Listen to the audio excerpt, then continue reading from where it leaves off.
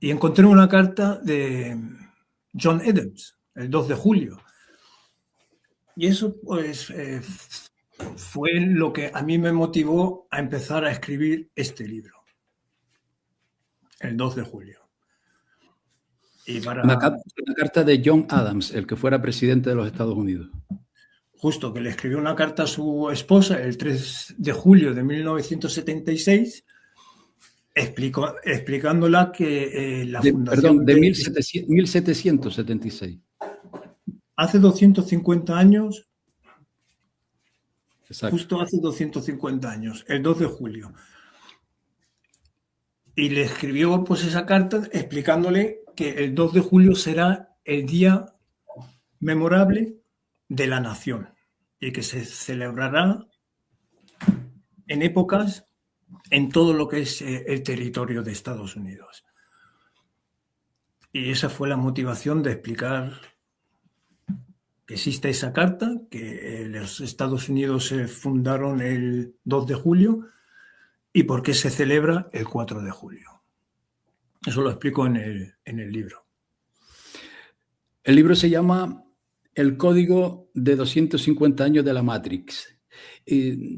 ¿Cuándo despertó interés en ti el incursionar en la historia, en investigar temas de historia?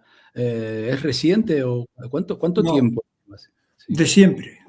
Ya de niño me encantaba la historia y siempre he intentado de entender la historia. Muchos años estuve investigando en lo que es el norte de América, las tribus indígenas. Me parecía muy interesante, me metí muy con este tema. Incluso los nombres de mis hijos son todos de tribus indios, comanche, natchez, y me encantaba. Y de ahí es cuando empecé también a detectar una mano negra. Y así empezó. ¿Qué dato o qué fue lo primero que te hizo, que despertó más curiosidad en ti? O sea, que te hizo abrir los ojos ante la posibilidad de que nos estuvieran engañando con los temas históricos. ¿Cuál fue lo primero que encontraste que te hizo avanzar o incursionar en todos estos temas del revisionismo histórico? Pues hay un libro que no sé cómo se llama en castellano. Es de Dee Brown, que explica la historia de parte de los Estados Unidos y de una parte de las tribus indígenas. Y ahí hay dos puntos de vista. Y la pregunta que me hice es, ¿quién tiene razón? ¿A los que le quitaron la tierra o los que conquistaron la tierra? Y es a donde empecé yo, pues, meterme en el tema también de Estados Unidos, porque en 250 años, 230 guerras que llevan. Y yo, pues, Sí. sospechaba al principio de esta nación. Hasta que con la investigación, pues, me di cuenta que hay más detrás que solo estados. ¿Cuántos años hace de eso, Francisco?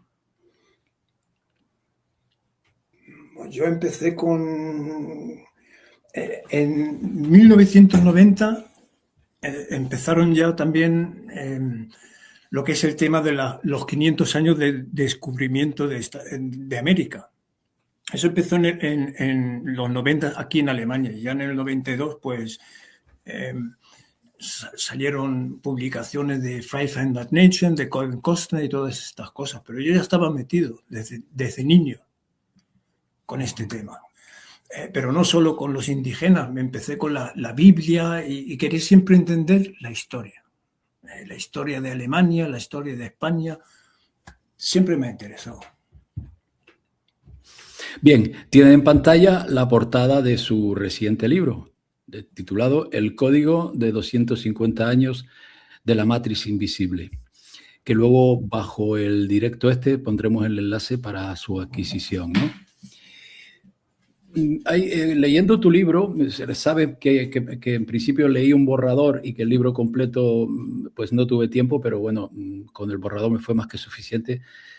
Y ¿por qué considera fundamental romper con las teorías de la conspiración, estas que son tan intencionadas, ¿no? Y adoptar, digamos, un enfoque estructural, más funcionalista, basado en la replicación de un código institucional impersonal, perdón, que es lo que está comentando? ¿Por qué lo considera? ¿Por qué hay que romper con estas teorías de conspiración? A lo mejor para mí era un poco más fácil porque no soy creyente de nada. No me gustan las ideologías, no me gusta la religión. Y para mí el análisis de sistemas estructurales es lo más adecuado, porque entiende las estructuras de poder más allá del bien y el mal. Lo entiende más como redes suprapersonales y autodinámicas. Esto me permite recurrir a fuentes que a lo mejor otros rechazan porque no le da el punto de vista que ellos desean. Pero para mí me da igual el punto de vista del autor. A mí lo que me interesan son las fuentes. Y por eso las puertas las tengo bastante más abiertas que los que solo se centran en ideologías o religiones. Porque hay muchos libros sobre los jesuitas, pero al fin y al cabo todos acaban con una ideología o con una religión que quieren defender. Y entonces pues ya no es el sistema es frío, no tiene sentimientos, no le interesan las religiones ni nada de estas cosas. Efectivamente, estoy muy de acuerdo, sí. Sí, hay autores que han expuesto temas relacionados con el jesuitismo que se dejan llevar por su ideología, por sus creencias religiosas, tal cual. Pero tienen muy buenas fuentes, hay que decir que tienen muy buenas fuentes. Los protestantes le han dedicado mucha literatura a los jesuitas. Y sí, y también los adventistas, ¿verdad? Mucho, sí. El señor Walter White, por ejemplo, también lo escucho, pero yo no tengo ningún problema en escuchar porque yo no comparto sus creencias, pero las informaciones que aporta, fantásticas. Efectivamente. Bien, señalas, como dijiste hace un momento, el 2 de julio de 1776 como el eje de un ciclo geoestratégico que culmina en este 2026. ¿Qué diferencia jurídica y simbólica establece esta fecha frente al tradicional 4 de julio? Pues legalmente el acuerdo llegó el 2 de julio. Lo que se hizo el 4 de julio solo fue la firma. Y el 2 de julio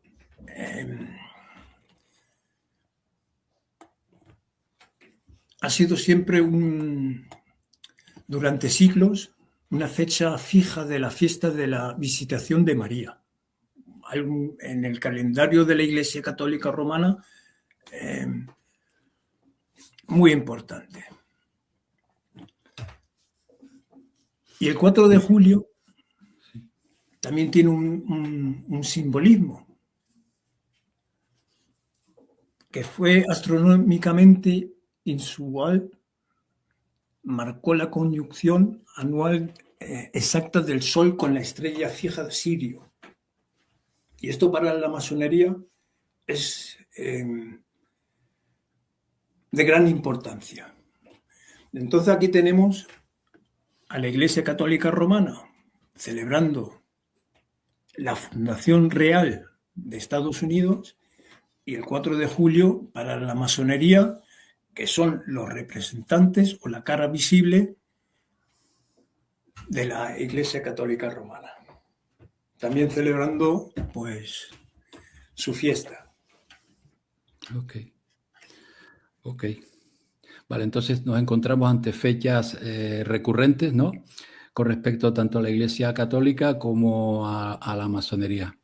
Sí. Como siempre.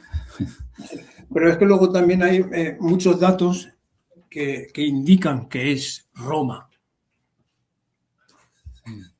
a donde se fundó todo esto, toda la simbología que hay por detrás y más cosas. Sí, porque hay que entender también la época en que ocurrió todo esto, porque la masonería, habría que profundizar en el tema de la masonería, que no estaba tan solidificada y tan monopolizada, o sea, sería largo de hablar, había corrientes y demás, e incluso muchos masones ni siquiera eran conscientes de lo que para dónde estaban empujando, pero eso es tema aparte. Pero también es importante mencionar que la Iglesia Católica, en lo que es el corazón de Estados Unidos, fundó una colonia alrededor de protestantes y que ellos el día 2 de julio elijan como día de fundación de Estados Unidos el 2 de julio, muestra mucho poder. Sí, luego entramos en el tema de la colonia, sí, sí, sí. Hablabas antes de Mano Negra. ¿Cómo logró una estructura militar religiosa del siglo XVI, entiéndase los jesuitas, programar lo que llamas el cerebro de la tecnocracia moderna y el sistema operativo del derecho internacional? Pues en lo que es el derecho internacional hay varios casos. Jesuitas tuvieron un papel importante en el desarrollo entre, por ejemplo, un trato Rusia y China. Luego tenemos a la Escuela de Salamanca, a Francisco Suárez, que todos Sí. participaron. Pero el poder fue el sistema educativo. Con este sistema educativo es a donde ellos han podido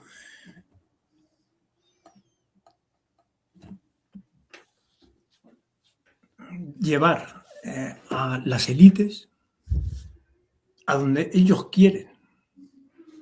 El que educa es el que manda. Esto es difícil de comprender por determinado sector del mundillo alternativo. Consideran que quien tiene el dinero es quien manda.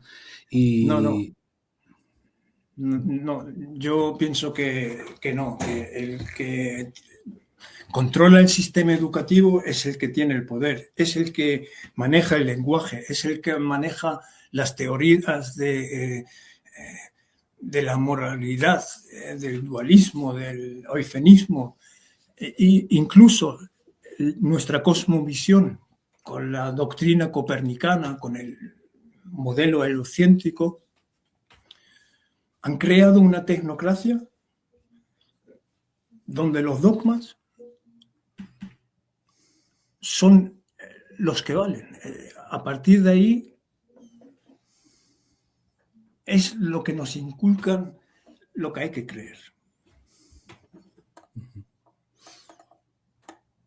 O sea que el mundo de hoy, la sociedad actual, está moldeada desde hace siglos por el modelo jesuítico que surge con la Ratio Studiorum del siglo, creo recordar, XVI, y que ha ido evolucionando, por ejemplo, también con el modelo prusiano, que es al final el modelo que está implantado en la sociedad. Por lo tanto, entiendo que lo que quieres decir es que pensamos y mantenemos unos dogmas conforme al interés, sobre todo, de la educación jesuita. ¿Es correcto lo que estoy comentando, Correcto. Francisco? Sí, sí, correcto. El sistema educativo es el que moldea las generaciones. Es la única manera durante siglos mantener un sistema y cambiarlo sin que el sistema en sí reciba daños. Claro. Porque ellos los van educando según la generación, según necesitan. Si yo veo cómo se educaba en los colegios a mis hijos, totalmente diferente a lo que yo he vivido, totalmente diferente a lo que mi padre vivía. Y mis hijos, los hijos de mis hijos tendrán una educación que ya ni entenderé. Claro. Incluso en la actualidad, todo lo que estamos sufriendo, porque se pueden tener todas estas ideologías al uso modernas, han sido seguramente lo más probable diseñadas por estos grupos, tanto hacia la izquierda como hacia la derecha, porque esa es una de las tácticas de ellos, manejan ambos bandos. A la izquierda los alimentan con estas barbaridades de la ideología de género, el wokismo y todo esto, y con la derecha tradicionalista, pues con continuar más o menos con las mismas consignas, pues les es suficiente. Considero, por mi parte, aunque no suelo, o sea, considero que el mundo actual está moldeado todavía por este interés de los jesuitas, sin duda. Afirmas que esta pregunta, yo cuando leí esto me pareció interesantísimo, ya te lo dije en privado. Afirmas que la supresión de la orden de los jesuitas en el año 1773 fue una táctica de ausencia de forma. ¿De qué manera ese exilio, llamémosle asimétrico, permitió infiltrar las naciones protestantes bajo disfraces seculares? Esto que tú expones a mí me parece interesantísimo, me parece un descubrimiento para mí digno de incursionar muchísimo más, pero prefiero que seas tú quien lo exponga. La orden jesuita era considerada la punta de lanza del Vaticano. Era muy difícil meterse en los reinos protestantes y menos la intención que tenían de instalarse en Estados Unidos. La única manera que les quedaba era el espionaje, la infiltración, según las doctrinas de Sun Tzu. Y a mí me pareció curioso que un poco antes un jesuita sea el primero que traduzca el arte de la guerra de Sun Tzu al francés. Y aquí hay que entender que un jesuita no escribe un libro o publica algo sin el permiso del superior. Del general, sí. Entonces, el general o bien escribió ese libro o lo escribieron varios generales. ¿Te refieres al arte de la guerra? Al arte de la guerra, al libro El arte de la guerra. Porque Sun Tzu, históricamente, no se sabe si existió de verdad o es solo un personaje simbólico. Uh-huh. Para mí, empecé a investigar la orden jesuita a través de este libro y así se pueden detectar. Porque uh-huh. Explican la forma de infiltrarse, explican la forma de actuar. Y ese fue pues, el motivo por investigar el tema a través de este libro. Ok, es decir, que ya los jesuitas veían los problemas en que estaban afrontando antes del año 1773 y el superior general de entonces decidió, según tu opinión, provocar la expulsión para pasar a la clandestinidad para funcionar de otra manera. La verdad que es interesantísimo y a mí me cuadra esta hipótesis. Y es más, lo que yo veo es que ellos no se enfrentaban a nada. Yo lo que veo es que ellos lo que querían es instalar un sistema nuevo y para eso los reinos ya no se necesitaban. ¿Qué resultó después de la Revolución Francesa y todas estas historias? La República. Ahí está. Esa era la intención. Y luego han seguido hasta que llegaron en 1945 de unir a todos. Sí. Sí. Muy interesante, la verdad. Esto me lo voy a tomar como algo personal e indagar muchísimo más en este apartado porque es interesantísimo, porque va encajando casi todo. Vamos a cruzar el Atlántico y llegar a ese nuevo mundo por la parte norte. Nos encontramos con una familia, la dinastía Carroll. ¿Qué importancia real tiene esta familia Carroll en la creación del escudo ejecutivo transatlántico? ¿Y por qué es relevante que el terreno del Capitolio se registrara originalmente como Roma? Pues ahí tenemos el simbolismo. Uno de los Carroll estudió 17 años en Francia y Londres con los jesuitas. 17 años. 17 años estar con los jesuitas es ser jesuita. Sí. Luego está el otro, John Carroll, que era jesuita. Y estaba también Daniel Carroll, que es el que puso el terreno. A donde en el siglo XVII se fundó en ese terreno como Roma. Se registró, sí. Sí, se registró. Hay dos documentos, uno es del estado de Maryland y el otro es, ahora no me acuerdo, lo buscaré y un poco Sí, más no tarde importa. te lo digo. Y se fundó y el nombre del propietario se llamaba Pope Francis. Qué curioso el apellido, Pope, en inglés es papa. Papa. Sí, Francis. Nada es casual. No, hay mucho simbolismo ahí, pero yo no creo que tenga motivos religiosos. Porque si uno se fija, todo eso tiene que ver con simbolismo de guerra. ¿Qué quieres decir?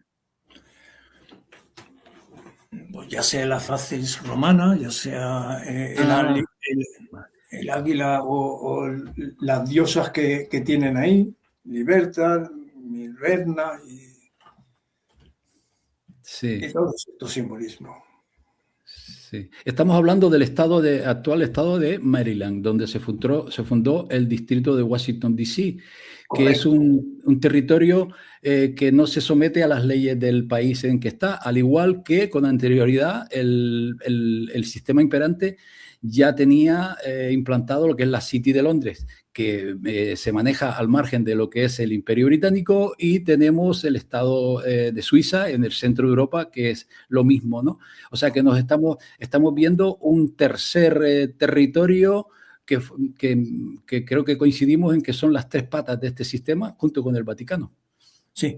Y ahí tenemos también al señor John Carroll, que fundó un poco más adelante, fundó lo que es el punto estratégico, que fue la Universidad de Georgetown. Y esa es la importancia que tiene esta familia Carroll. Estuvieron desde su fundación y sus doctrinas pues siguen ahí. Uno de ellos fue el único católico que firmó la Declaración de Independencia, estoy en lo cierto. Daniel Carroll. Y era muy afín, o sea, muy cercano a George Washington. Sí, Correcto. y Benjamin Franklin. Incluso tuvieron un viaje juntos a Canadá. No les salió bien, pero eso fue la puerta, le abrieron la puerta a los católicos, porque un poco después empezó o se metió Francia en la guerra y entonces ya los católicos tenían mejor vista en Estados Unidos o en la colonia que anteriormente.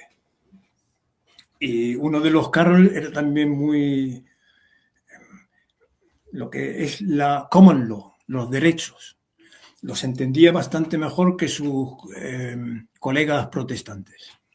Eso debido a la educación jesuita de 17 años.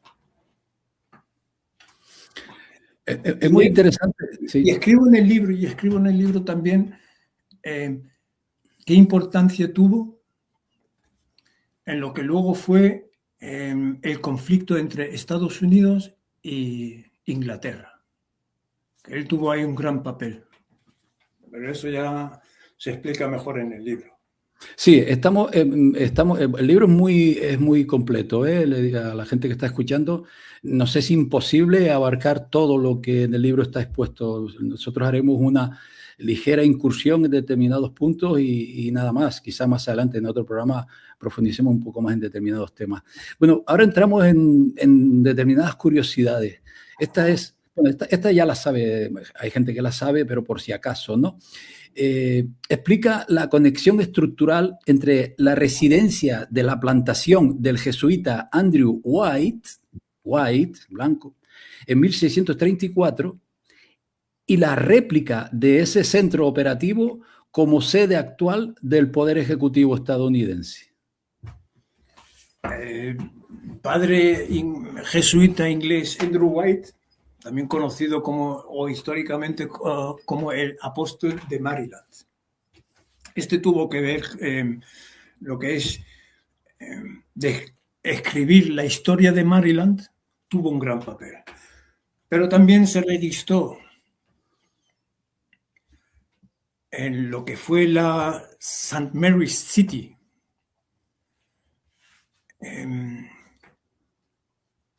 La iglesia donde Andrew White la registró como White House, Casa Blanca. Casa Blanca. Y es ahí a donde adoptaron los Estados Unidos, no solo lo que es el Capitolio, que es un símbolo romano, sino también adoptaron el nombre de Andrew White como White House, y esa zona pues era importante en lo que es el comercio, la producción y lo que fue la formación intelectual de las tribus indígenas. Los jesuitas tuvieron por costumbre en aquellos territorios, que es muy interesante incursionar en cómo fue todo el proceso de la fundación de las 13 colonias, porque, corrígeme si me equivoco, me parece que la única con tendencias católicas era Maryland, Tierra de María, que fue donde llegaron muchos católicos, porque a otros llegaron protestantes, a otros llegaron los cuáqueros, a otros llegaron incluso suecos, creo que era en Delaware. Es muy interesante porque qué casualidad que fuera en el estado de Maryland donde se configurara y conformara todo lo que es el sistema de poder de lo que después fue los Estados Unidos, ¿no? Por eso es muy interesante todo este tema y aquí se nota el interés de Roma por aquellos nuevos territorios, que sería largo de hablar de todo el proceso. Otro dato muy curioso, que creo que este lo conoce muy poca gente, porque según la historiografía masónica citada en el libro, ¿quién fue la misteriosa figura que con un discurso hipnótico impulsó a los padres fundadores a firmar la Declaración de Independencia cuando estos estaban, y hay que comprenderlo, paralizados por el miedo a las represalias de Inglaterra? Háblanos un poco de ese personaje anónimo en cierta medida. Lo primero que cuenta la historia es que no era un invitado, que apareció ahí. Estos que tenían miedo a ser encarcelados por los británicos, pues dudaban de la firma. Entonces este señor se puso, habló unas cuantas palabras y de tal manera que influenció en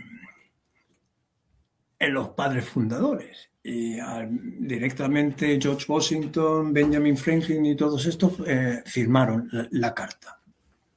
Lo curioso es que, como se le describe, que luego aparece otro tipo que es muy, muy similar a este señor que aparece en 1976. 1776.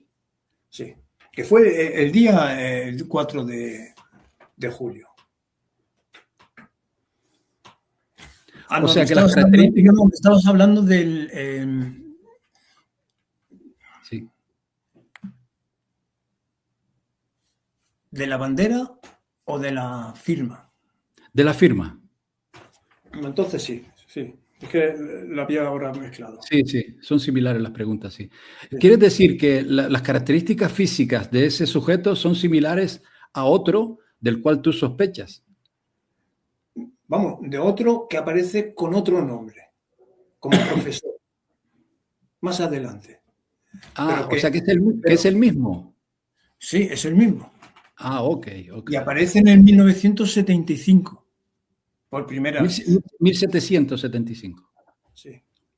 Ok. Ok, nada, pues me salto esta pregunta siguiente y para continuar con el misterioso profesor de la bandera, háblanos de ese invitado para ir correlacionando lo que le llamaban el profesor y que dictó el diseño exacto de la primera bandera de unidad colonial, llamémoslo así. Sí, pues ese señor se describe y yo estuve investigando pues del que yo sospechaba y son idénticos. Eso lo explico en el libro y es que no cabe duda que son idénticos. Puede ser que sea otra persona, pero ya sería una causalidad que sean tan idénticos de la forma que se le describe. Igual que el anterior que estuvo ahí en el 1976. Esa es una historia muy, muy interesante que tiene que ver con el Conde de Montecristo. Ajá. La literatura es como hoy en día con películas, a veces te muestran algo de verdad, pero lo escriben como en una literatura más de ficción. Hmm. Pero en este caso hay muchas Similitudes, sí. Exacto. Sí, sí, sí. Y explico ahí también lo del Castel San Angelo.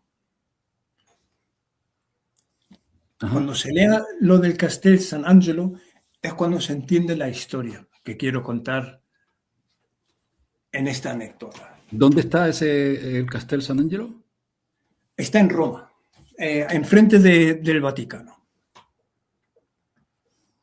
Ok. Ok. Y eso es histórico. Lo que describo del Castel San Angelo es histórico. Se puede visitar, se puede ver. Bueno, pues dejamos el nombre para quien lea el libro. ¿Te parece? El sospechoso Porque lo deja. el tema es que alguien que quiere desaparecer de vista, pues el Castel San Angelo era lo perfecto para hacerlo, porque tenía caminos que nadie podía observar. ¿Quieres decir que el hombre misterioso fue a parar a ese castillo? No, al revés, que ese señor apareció en Estados Unidos, el que estaba en el castillo San Angelo, Ajá. Ok. como detenido, supuestamente. Supuestamente. Ok. Me temo que creo saber quién es. Muy bien, interesantísimo. La verdad que son muchos detalles. En los detalles está la clave de toda esta historia. Yo creo, Francisco, que estamos de acuerdo en que porque vamos a entrar a incursionar un poco más, tras lograr la independencia hubo una especie de vaivén de luchas entre lo que se entiende por banca pública y banca privada, ¿no? Y es en realidad casi la historia del proceso de la guerra civil estadounidense. Hay un libro de Andrew Hickott muy interesante del cual yo me valgo mucho para ver todos esos desvíos conforme a los intereses. Y en todo este proceso hubo un asesinato de un presidente y un intento de asesinato. Pero el de Lincoln es muy, muy llamativo. ¿Cómo fue el asesinato de Abraham Lincoln? ¿Cómo logró? Y además, ¿Cómo logró uno de los principales conspiradores escapar de la justicia estadounidense y ocultarse bajo una identidad falsa en la guardia personal del Papa de Roma? Pues este punto es uno de los porque a mí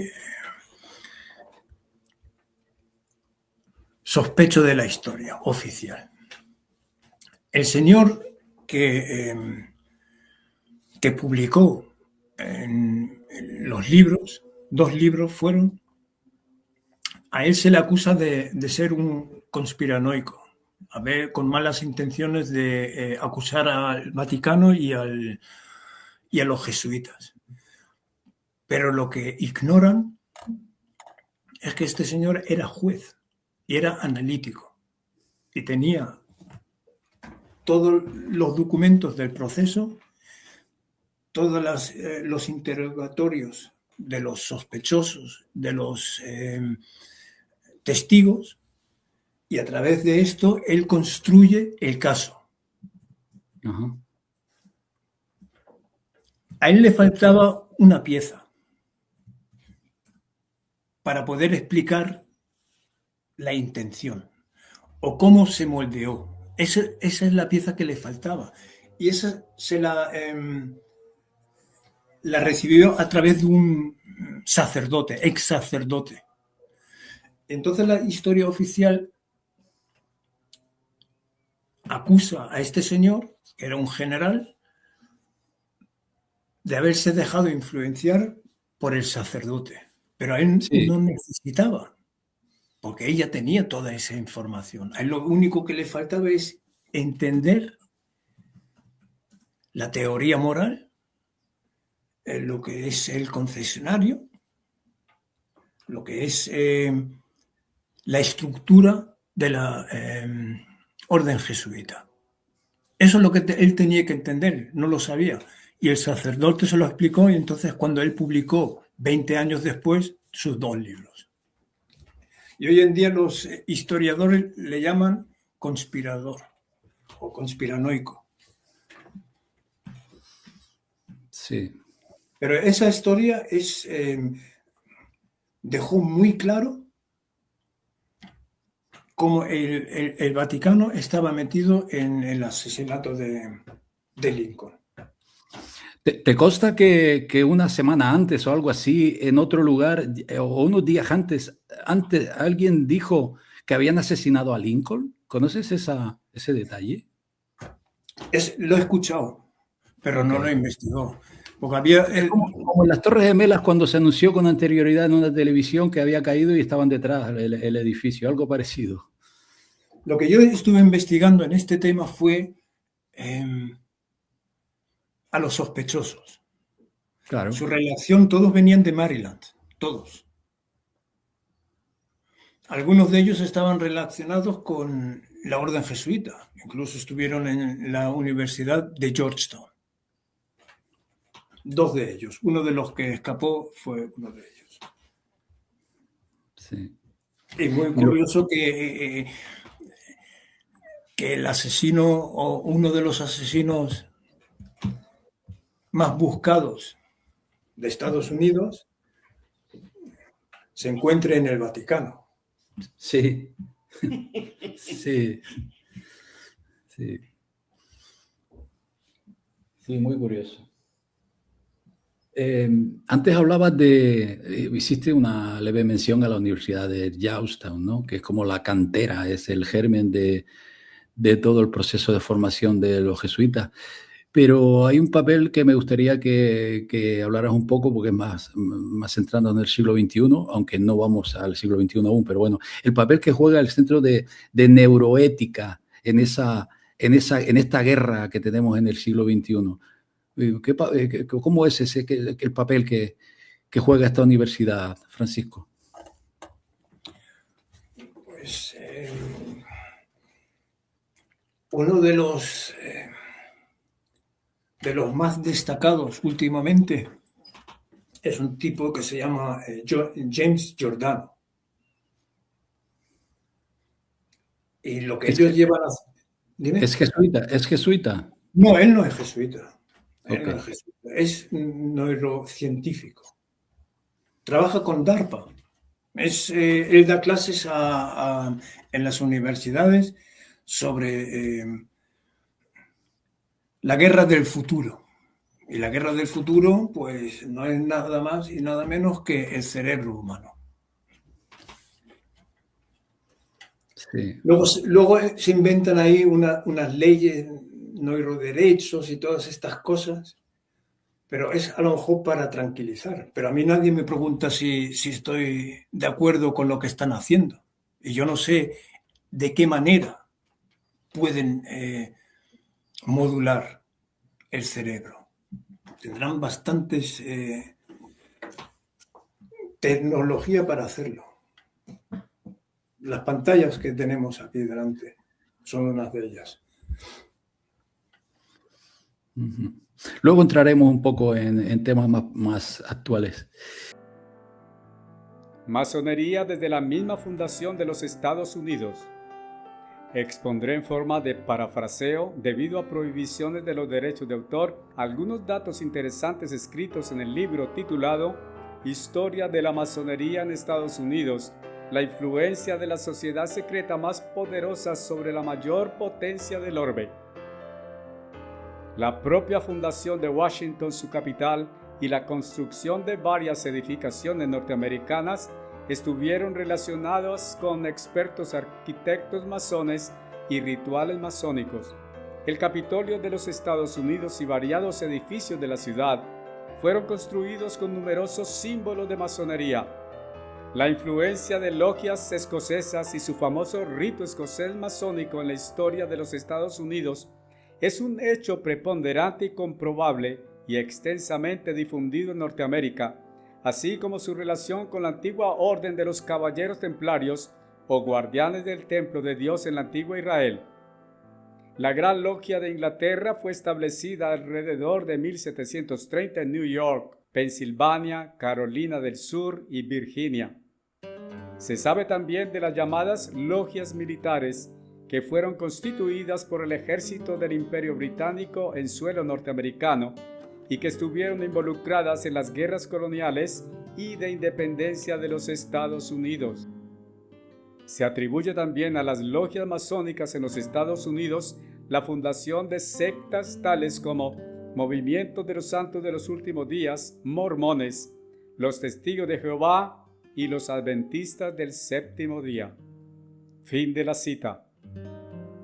La conclusión de todo el discurso, como dice la Escritura, acerca de la dominación de la masonería sobre el desarrollo social, político, económico y militar de los Estados Unidos y Bretaña, es el gran hecho histórico que necesariamente nos obliga a conectarlo con las profecías del Dios de la Biblia, pero que con todo el conocimiento que poseemos como la Iglesia de Dios del tiempo del fin, no nos queda difícil dilucidar que detrás de los grandes poderes de las logias masónicas sobre las monarquías, gobiernos civiles e instituciones religiosas y militares del mundo, como es el caso de los jesuitas, reinan espléndidamente las oligarquías grandes aristocráticas tradicionales, herederas del antiguo Sacro Imperio Romano, conocidas hoy como la nobleza negra veneciana, cuya mayor aspiración de poder es establecer un nuevo orden mundial, que no será otra cosa que el Sacro Imperio Romano en el siglo XXI, con un superdictador mundial a la cabeza. Y a propósito del Imperio Romano, hay un dato relevantemente revelador. El Imperio Romano fundó en el año 42 a.C. un pequeño territorio cuadricular de 1 milla cuadrada en una parte de las llamadas Islas Británicas, que denominó The City of Londinium, hoy día The City of London o la City de Londres, que sigue siendo el gran epicentro financiero y comercial del mundo entero, con no más de 9.000 habitantes, pero con una población flotante que promedia cada día los 350.000, compuesta principalmente por múltiples agentes bancarios, agencias financieras, de consultoría, de trueque y de ventas. Es un lugar sumamente estratégico como garantía y símbolo de preservación del poderío y riqueza ancestral romanos y sello simbólico clave de dominación masónica. Como lo demuestra el siguiente artículo titulado Londinium, la City de Londres, escrito por Alejandra Vázquez y publicado en 2012 por la arquitecta Catalina Poblete C. Comillas. ¿Cuál ha sido el legado del Imperio Romano en la Europa medieval o moderna? Ha sido, por supuesto, el impulso al crecimiento de ciudades, uno de los regalos más grandes de Roma hacia el mundo. En Inglaterra es costumbre encontrar un origen romano para todas nuestras ciudades medievales, las cuales demuestran un claro acercamiento al plan cuadricular. Esta es una cita de Haverfield en 1910. Continúa la cita. Es común asociar las huellas de la antigüedad a ruinas o sitios convertidos en museos durante nuestros viajes o cuando vemos sus fotografías. Sin embargo, existen huellas que nunca se han convertido en ruinas y que permanecen durante el tiempo sin que nos demos cuenta. Este es el caso de la ubicación de la City of London o City de Londres y de Londres en general, su eventual construcción dispersa de la ciudad y su forma definitiva sin nuevas extensiones y cuadricular. Lo singular de ver una vista aérea de Londres, de las cuales tenemos tanto acceso hoy en día, es justamente poder ver estas ruinas del Imperio Romano y asombrarnos por la construcción de esta cuadrícula a través de los caminos que los mismos romanos construyeron de ciudad en ciudad, teniendo a Londres como su centro gravitacional más significativo y globalizado hasta el día de hoy, como uno de los lugares más importantes del mundo actual.